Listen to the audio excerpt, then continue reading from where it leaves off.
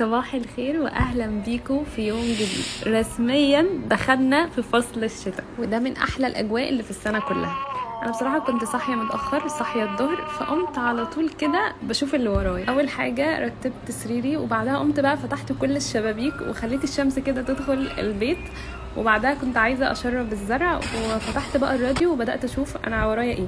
اول حاجه تبلت فراخ للغدا وبعدها بقى صليت الظهر ودخلت اعمل الفطار. انا كان بقالي تقريبا اسبوعين تعبانه فمش باكل بيض ولا لبن، فقمت عملت سندوتش البيض المفضل بالنسبه لي، بيض بالجبنه، وكلت جنبه خضار كده، وبعدها عملت ايس كوفي. انا بكره مسح الجريل ده ومش بحب اعمل فيه حاجه عشان صعب قوي في التنظيف. عملت بعدها احلى كوبايه ايس كوفي وبعدها بقى قعدت اشوف هعمل ايه، وخدت المكمل الغذائي ده بجد حلو قوي، باخده تقريبا بقالي شهرين وبجد تحفه. كنت عايزه بصراحه ارتب درج الطرح ده من زمان، كل الطرح على بعضها كده ومش مرتب، فحطيت الطرح القطن مع بعضها ولفتها كده عشان يبقى كلها واضحه قدامي، وحطيت الطرح الشيفون في درج تاني. بعد ما رتبت الطرح خدت بالي ان تحت الكومود كده تراب، فشلته وعملته بالمكنسه، وبعدها مسحت المرايات. انا بمسحها بمنديل كده والملمع بتاع الازاز ده وبس كده بتبقى نظيفه. خلصت الاوضه وبعدها قلت اروح اعمل الغدا. كنت متبله اصلا فراخ الصبح، فبعدين حطيتها على الجريل كده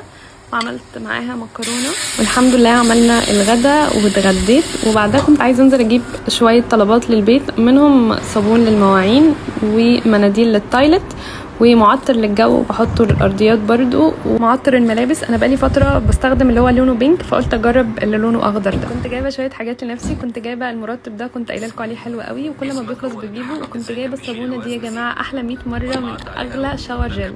وعشان يومي ما يبقاش عشوائي فبرجع تاني اكتب انا محتاجه اعمل ايه تاني، وابدا اركز في مذاكرتي اللي انا بقالي فتره سايباها. فدي من الطرق اللي بتخليني ابقى عارفه انا ورايا ايه بكره، واحب افكر نفسي دايما واقول النجاح مش صدفه، محتاج سعي وتنظيم. وبس كده، اشوفكم في يوم جديد يا حلوين.